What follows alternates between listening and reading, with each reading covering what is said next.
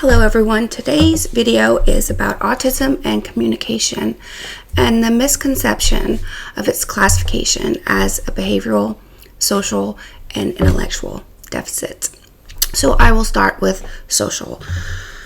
Social refers to a person's engagement in an external environment. You will often hear that people diagnosed with autism lack social skills. In truth, social skills refer to cooperation, taking turns, sharing, and following rules. And one thing that is true that more should realize is that people with autism have a very strong adherence to rules and a very strong moral compass. So its classification as a social deficit is inaccurate because those are some of the skills that they actually excel at. They are very socially aware, and have a very astute understanding of human behavior. Next, behavioral. This is another misconception. Autism is not a behavioral deficit. Autism is primarily understood as the ability to exchange information and how someone processes that information. So that's the essence of communication. The implication that autism is related to poor choices and intentional behavior is false. And this can be seen in the larger context of all people, children, human condition in its totality. If you were to compare, let's say, in some schools, which I am uncertain why, there are classes specifically devoted to children with autism. And now some are dividing even further those children into different levels. 1, 2, 3, 4, which I firmly disagree with, because a child diagnosed with autism said to be, for example, Asperger's syndrome or high functioning may be automatically generalized as a level 1, when actually, if an IEP program is actually truly aligned to what that child needs, you can see that they may require some level 2 support, level 3 support, and even level 4. So that generalization at all is actually a very, very poor decision. But back to what I was saying. So if you were to compare children with a disability and children, let's say, that are in a general education classroom, behavior is not unique to a disability or not having a disability.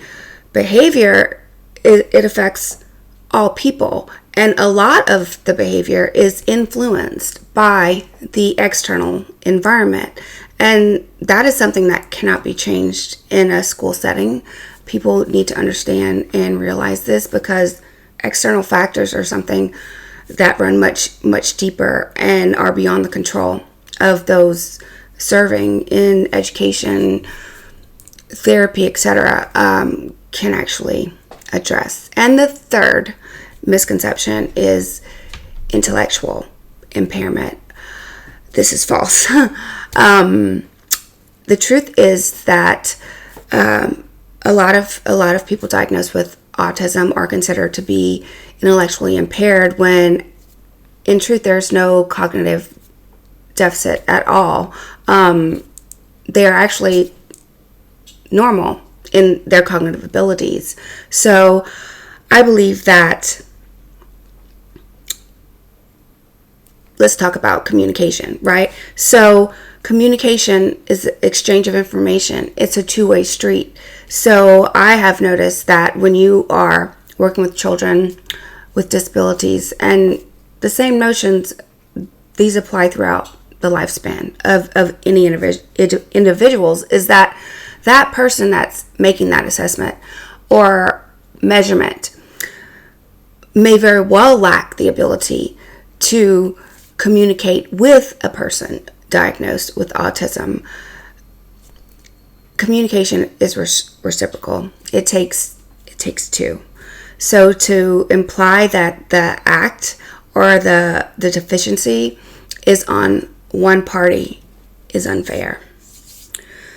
In closing, I would like to say that autism should be embraced not as a deficit. There may be a difference, but the difference can rely on multiple parties, right? Because communication is the key to understanding through to mutual reception, and we all need to recognize that those that are making the assumptions need to also understand their part and their responsibility in doing so. The stigma needs to be changed.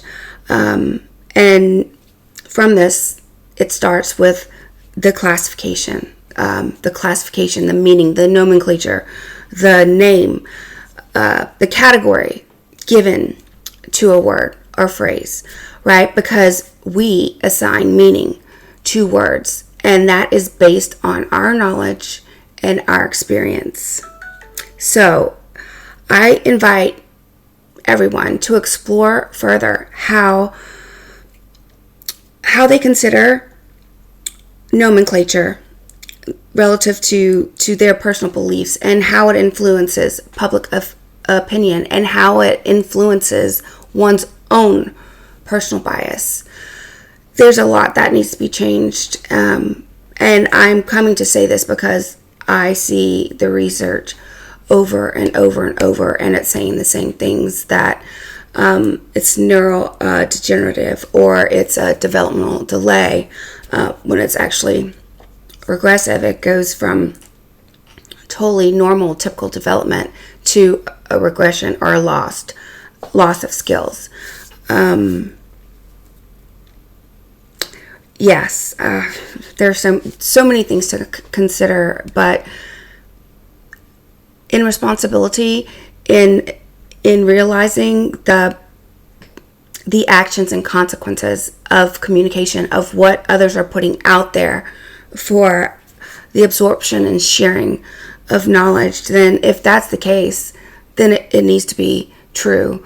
Because as I see it now, the false representations are just going to lead further and further down the line to these biases, to these stigmas. Whenever we are talking about individuals that have so much to offer, so many unique abilities and strengths to be productive members of human society, and they should not be seen as anything less. So that's my challenge. Explore further nomenclature and how you assign meaning to things, and understanding reciprocal communication, and taking the consequence associated with the action that you put out there when imparting and sharing information that, as I see it, may not be totally true. So to everyone, have a great week, and I will talk to you soon. Bye.